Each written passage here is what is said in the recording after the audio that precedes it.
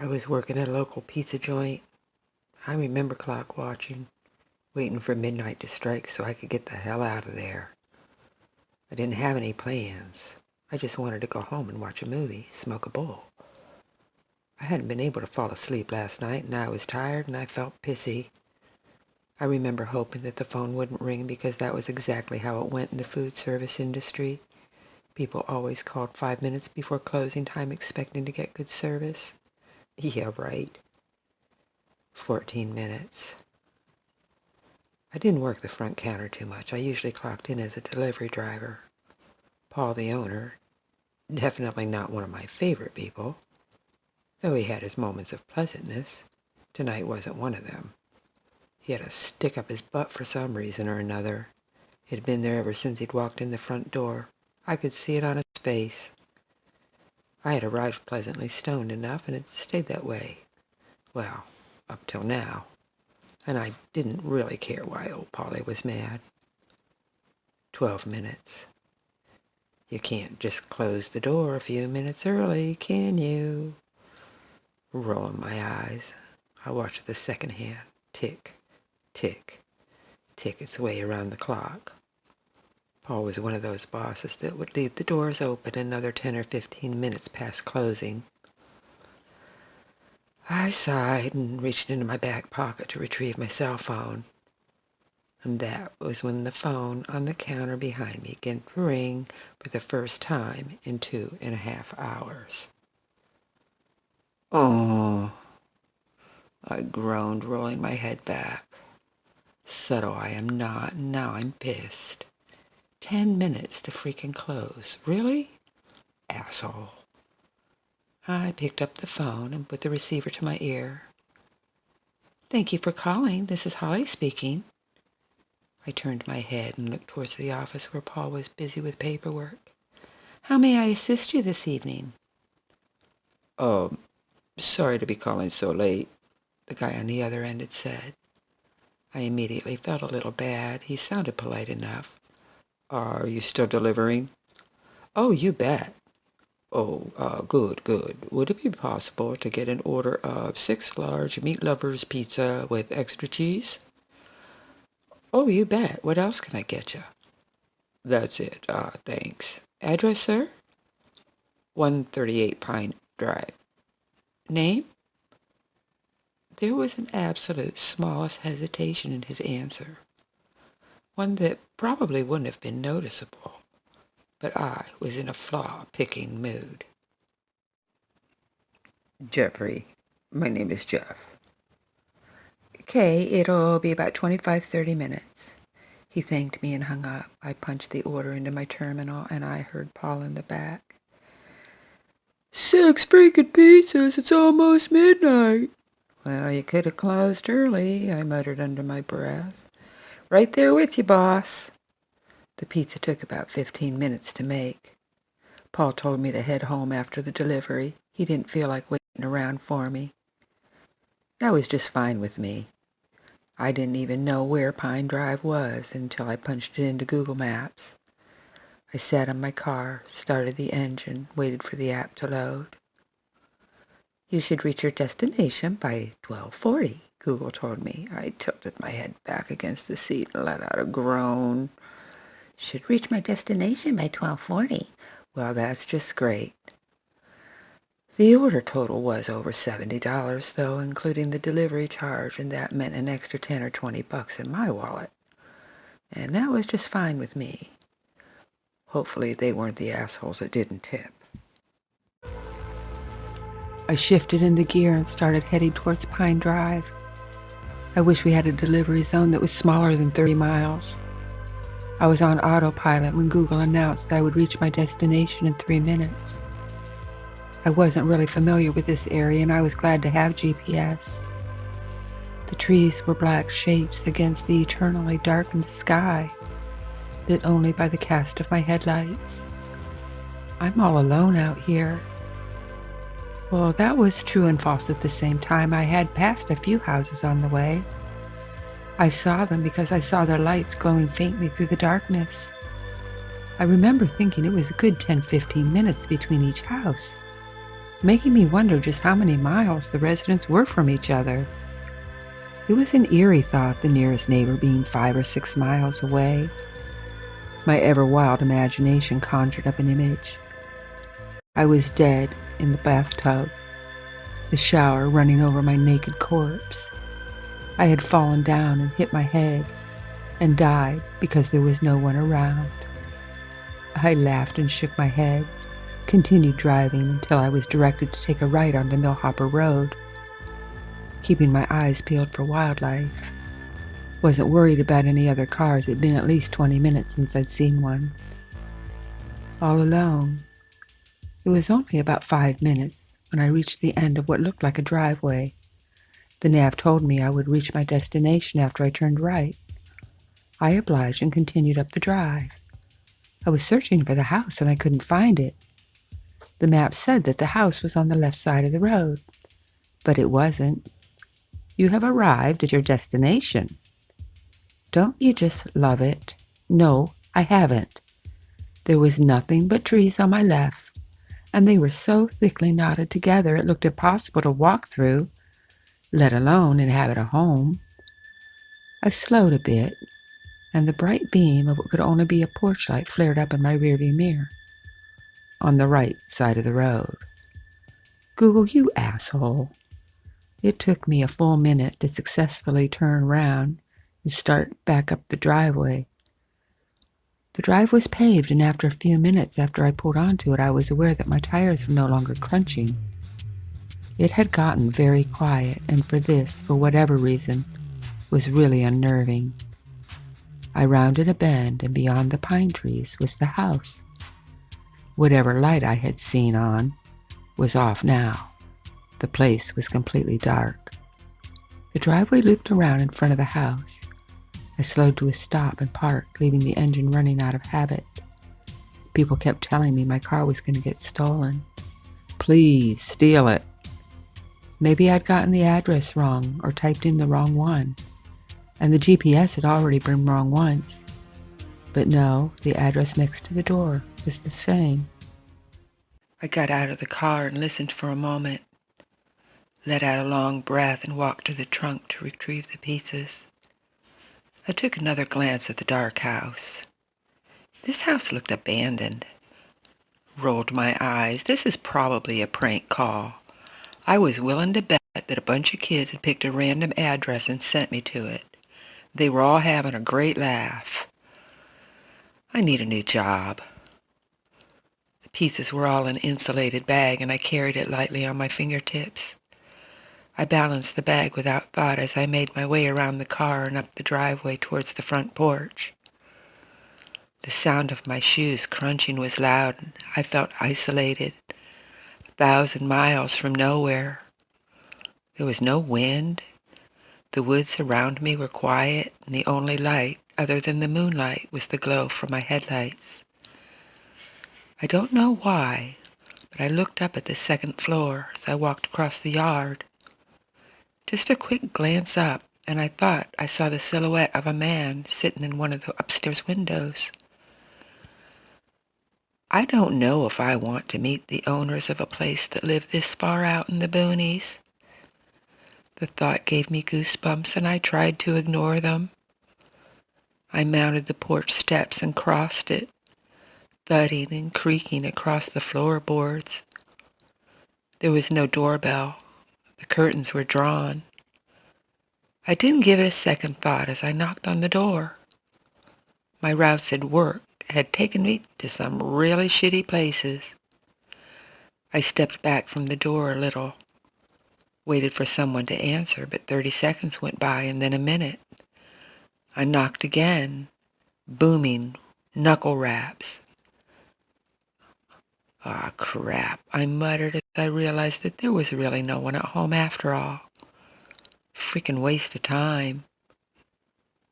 I turned around to go back to the car, gave the house another fleeting glance as I bounced down the steps.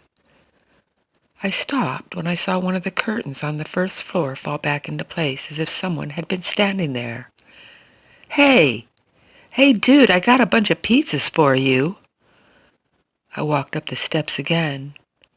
I was confused. Why the hell were all the lights out? If Jeffrey Jeff didn't answer the door this time, I was going to drive my ass home and throw each one of these damn pizzas out the window along the way. I knocked on the front door again. "Come on, man," I said under my breath. Then I said loudly, "Pizza!" I gave it a full minute, and I turned around to leave again, and as I did, the sound of footsteps inside the house made me stop. I turned around and heard someone say, "Hey, sorry." It was a man's voice, low and pleasant, but it still scared the hell out of me. I wondered why he was talking to me through the door instead of just opening it. "You ordered the 6 larges?" I felt ridiculous talking to this guy through the door. I was ready to run at any moment in case things went south with this guy.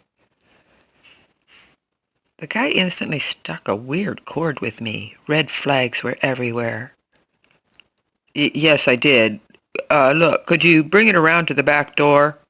I didn't answer right away, and maybe that's why when he added, "This door's broken. I was waiting for you in the kitchen. I thought I mentioned that on the phone." This was so strange. All I could really say was, uh, yeah, okay. Had he told me that? I didn't think so. I was unsettled by how quickly he had added the door was busted. This is usually where most people would say, "Out of here," and I probably would have if I hadn't realized that Paul was probably going to charge me full fare for all those lost pieces. I didn't feel like paying for them. So I walked down the steps again and started heading towards the backyard. Once again, I heard the loud crunching beneath my feet. I balanced the pizzas on my fingers. The crescent moon above was the only source of light, and it was no surprise I nearly tripped over a hidden rock the size of a softball. I heard a crunch behind me. I whirled around as I did. I caught the glimpse of somebody peering at me from around the corner of the house. He quickly withdrew and disappeared from sight. I started backing up, keeping my eyes on that spot. I had an unsettling thought. Had there been someone behind me, walking in step with me to avoid detection until I had tripped and threw him off? I didn't want to go back the same way I had come, back the way I had seen the figure. I couldn't help but think that he was waiting right around the corner, ready to grab me as I passed by. Heading to the back door seemed like an equally bad idea. I wished I'd never gotten out of the car. I hadn't stopped moving, and I walked into the backyard. As I passed through the gate, a set of motion-activated lights mounted above the back door turned on. The bright halogen lights washed over me and illuminated most of the backyard. I turned around wildly, expecting to see someone standing behind me. But to my surprise, though, I didn't see anything but a fenced-in backyard that was flush up against the woods. The grass was ankle-high and laced with various weeds. I heard someone say, "Hey." I turned around, faced a middle-aged man. He was standing on the back porch, both of his hands held out at waist level. He looked around a little wildly and gave me a nervous smile. "Oh, sorry, I didn't mean to scare you." He was smiling sheepishly. It's just a heart attack." "I'm really sorry if it's super creepy right now," he said in a tone that made me feel super creepy. "I literally just lost power a few minutes ago. I don't know if we blew a fuse or what." He ran his hands through his hair, shaking his head. "And to top it all off, some jerk tried to rob my place the other night and busted the front door." He shook his head again and lowered his hands back to his sides. "I'm sorry. It's been a really crappy night, you know?" Yeah," I said, nodding. I felt really stupid. The man in front of me looked totally normal. He talked clearly and again pleasantly. He was wearing a light blue shirt, khakis, and some kind of sweater tied around his neck. He looked like a rich snob the way he was dressed, to be honest. Hell, his hair was even combed, and he struck me as the kind of guy who had never worked anywhere near fast food. Usually that meant a lack of courtesy towards people like me, like calling at such a late hour. I wasn't quite at ease, and I never am on deliveries. People are capable of dark, dark things. A lot of the time they do those things for money. I had maybe $60 on me, but some people have been slashed to ribbons for less. I know the feeling. I slowly approached the man who slowly approached me. He was actually holding the cash in his hand when I unzipped the bag and handed him the pieces. He handed me 2 bills, both hundreds. "Oh, man, I don't have that much change on me." "No, no," Jeffrey said, shaking his head, taking the pieces. "That's your tip for coming all the way out here. I know you guys were about to close." "For 100 or something tip," I said. "That's fine, man, really.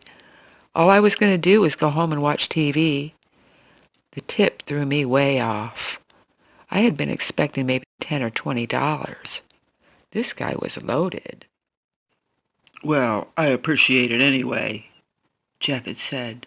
Thanks.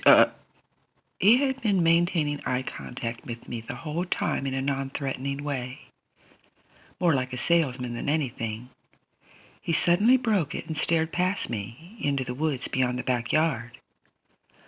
There was a man standing on our side of the fence, barely visible in the darkness. Jeff looked at me concerned and then back at the woods. The man proceeded in a slow gait to come our way. Jeff shouted, "Hey!" And then he leapt off the porch and ran towards the fence. "I told you to get the hell off my property!" I stuffed the money into my pocket and stood there watching him. He was walking fast, intent on getting to the man, judging by his pace. He was halfway across the yard when a gunshot rang out. He stopped in his tracks and did a 180, sprinting back towards the house with his hands over his head. "Get inside! Get inside!" he shouted, waving wildly at me. Everything happened so fast. Jeff grabbed me as he ran up the stairs, dragging me into the house with him. He slammed the door fiercely and whispered, "Get down!" And then he locked the door. He forced me into a squatting position, and we crab-crawled our way across the dark kitchen. He led me to a door and opened it. It was a black rectangle, absolutely dark. I was thinking that it led to the basement or something when Jeffrey ushered me over the threshold and onto the top step. I stumbled over my own feet and nearly lost my balance. I seized a hold of the banister and kept myself from falling down the stairs. I looked back and saw that Jeff was now standing up straight. We locked eyes for a brief moment. His face was expressionless. He brought his leg back and kicked me hard enough to send me flying backwards into the darkness. I didn't even have time to react, let alone scream. There was a moment when I sailed weightless in the midair before I crashed into the angles of the wooden steps. I landed on my back and I heard the wood splinter, and then I felt an awful flare-up of pain. I felt something in my upper back crunch wetly. I bumped down the last 8 or 9 steps in a violent series of somersaults, coming to an abrupt halt as I crashed shoulder first against the stone wall at the bottom of the stairs. I opened my eyes and took in a shuddering breath. I had landed on a dirt floor.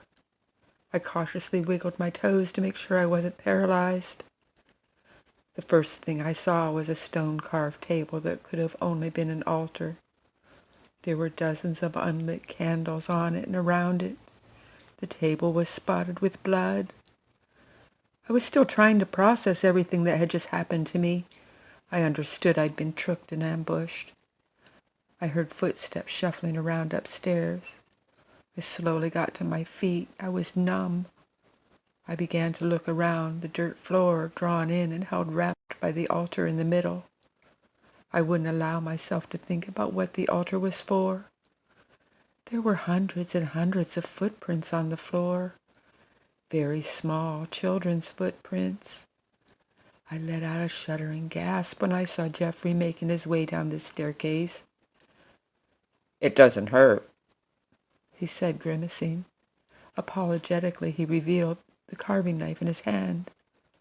"I really wish there were another way, one that's not so messy. But what can you do, right?" I couldn't say anything. I wish I could say I was forming some genius plan, but I was drawing a blank. I held out both hands, my eyes darting right and left as they were desperately searching for an escape route. I was screwed. Jeffrey was 6 feet away from me and coming in closer. There was a chance of me running to the right or left and trying to get around him, but I didn't think I would be fast enough. I didn't want to die. I didn't have much to live for, not really, but that didn't mean that my life was worthless. I helped people when I could. I didn't bother returning clothes I had just bought and decided they weren't for me. I donated them to Goodwill. I thought someone less fortunate could enjoy them. I held the doors open for people. I say please and thank you. Jeff stopped 3 or 4 feet away from me and smiled at me. It was genuine. I saw it touch his eyes. A smile had never made my blood run so cold. "It doesn't hurt, Holly," he said in a reassuring tone, even going so far as to raise his free hand in another non-threatening gesture. "Trust me, this whole thing is beyond your understanding and mine. The magnitude, you'll never understand, and neither will I. All I can say is that you're donating your life to a beautiful thing, Holly. So just lay still and close those baby blue eyes of yours." "Go to hell!" I spat at him and I hit him right in the face. The altar caught my eye again. He started walking towards me. I shifted left along the wall till I was near the corner. Jeff's body tensed and he lashed out with his free hand to grab me. He seized the collar of my shirt and pulled me closer as he brought the knife down. I grabbed his arm and shoulder charged him at the same time. We stumbled backwards together until Jeff's lower back roughly bumped into the corner of the stone altar. "Ah!" he screamed, craning his head back. I heard the knife clatter on the altar, and Jeff grabbed the sides of my head, his thumbs searching for my eyes. I went back with his momentum and then decided to go forward again, shoving him back into the corner of the altar. He let out a pained scream as the stone corner dug into the tailbone. I charged him then. I didn't know where the strength came from. His back collided with the altar, and again he let out another pained shout before he unexpectedly stepped forward, brought his knee up into my chest. I don't think I'll ever feel pain like that again. I saw stars and screamed so loudly. I was holding my chest with both hands, barely able to breathe when I saw Jeffrey closing in on me, taking long, purposeful strides. I didn't think as I lowered my head and charged him with a headbutt. With every last bit of strength I had, the top of my head slammed into his abdomen. I heard the wind rush out of his lungs. He flew back from the impact and lost his balance. Shooting both arms out, he steadily tried to keep himself from falling, but he failed, and his head met the corner of the stone altar with a loud, wet crack. My vision cleared, and I saw Jeffrey. He was leaning up against the side of the altar. A hairy smear of blood led from the sharp corner to his head. His eyes were open. There was a growing pool of blood around him. Was he dead? He had to be. I quickly stepped past him, making my way for the stairs. "You're gonna die down here," I heard scraping, and I knew that he was starting to get up. I saw a bloody hand reach up and grip the edge of the altar, and I didn't stick around to see anything else. I gripped the railing with both hands and hurled myself up the stairs, and I could hear Jeffrey shuffling behind me. I reached the top of the stairs and looked around the moonlit kitchen before hauling ass to the back door.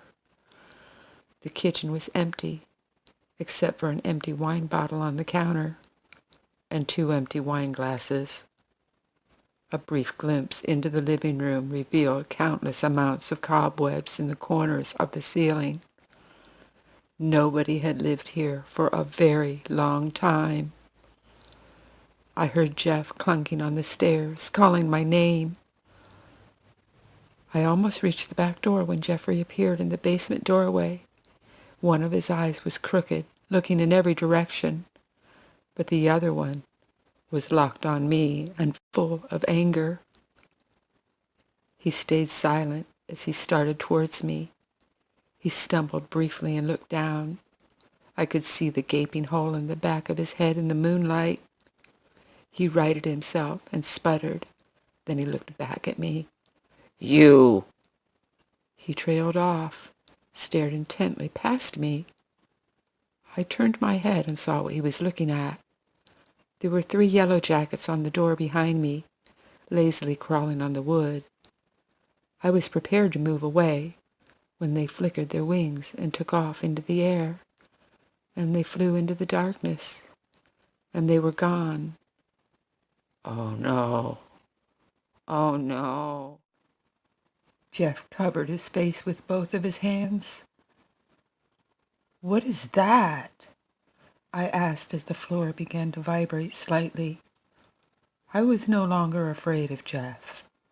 The look of terror on his face told me I should probably be afraid of whatever he was afraid of. "Why couldn't you just go to sleep?" he had said. I turned the knob, pulling the door open as all hell broke loose at 138 Pine Drive. Yellow jackets flew out of Jeff's open maw, and then I saw many figures of children coming out of the walls. I heard the sounds of children laughing and crying too. Other people's shapes wrapped in newspaper and bed sheets emerged from the walls. They briefly paused to look at me. I stared back. They all moaned in unison before turning around and advancing on Jeffrey. I heard a series of cracks. I looked into the hallway towards the living room. I saw something bulging beneath the floor, tearing it up as it made its way into the kitchen, sending shards of wood into the air, and it was growling. Jeff was screaming my name as it approached him. The floorboards swelled, splintered, and an unearthly black mass began to emerge. I couldn't take it anymore. I threw myself onto the back porch, pulling the door closed behind me with a loud slam, and I ran down those stairs and off that porch. Jeffrey's scream stopped, but the growling continued. I heard whines and moans amidst the growls and snarls. The snarling and the growling grew louder and louder, overlapped with weeps, moans, shrieks of damnation. I ran along the side of the house as fast as I could. I was about 10 yards away when the windows began to shatter outwardly. The force of it slammed me into the side of my car, and I cried out with pain. I realized that I had left the car running this whole time because I thought I would only be a minute or two. I pulled the door open and dove inside, and I didn't bother with a seatbelt either. I mashed my foot down on that brake and reached for the gear shift, and I punched that accelerator. The tires spun wildly for a moment before getting traction. The car lurched forward, and I fought like hell to keep driving in a straight line. Behind me, the house was burning. I could hear screaming and laughing and the sounds of children crying. When I glanced back again, the house was gone. There were a few floating embers over the spot where the house had been. I didn't slow down. I didn't even check my rear view after that because I just didn't want to see any more. I drove myself to the hospital and parked in a no parking zone just outside the emergency entrance. Through the plate glass doors I could see people, doctors and nurses and patients and janitors, and was never so happy to see them in all my life. I killed the engine and stepped out of the car, only to have my legs give out underneath me. I collapsed to the ground painfully, but I couldn't make a sound. I didn't even have the strength anymore. I opened my mouth to call for help, but nothing was happening. I was at the hospital, mind you, and I know that somebody would eventually come out and help me. Key word there was eventually. It could have been minutes or hours. I didn't know how much more my body was going to take. All these thoughts raced through my mind as I laid on the ground, trying to scream, trying to get up. A white-clad leg stepped in front of me for a split second, and that was the last thing I saw before I passed out. 5 broken ribs, a punctured lung, and a fractured skull. Somehow I had survived. People have made it out of the situations much worse, though. I've since quit the pizza place. I haven't exactly gotten my life together as of yet, but I can say that I've been a whole lot happier since the night I was almost killed. The police checked out the house on Pine Drive. There was nothing more than a foundation. It had been abandoned for 3 decades. The canine dogs uncovered part of a child's skull in the dirt. An excavation of the site uncovered 4 more children that had been missing for years, in addition to 9 other missing people. They had all disappeared under extremely bizarre circumstances. I've had a lot of phone calls from the family members of the deceased thanking me for finally giving them closure. I don't know where they got the idea that I was the one they should be thanking, but I'm glad they could find the answers they were looking for.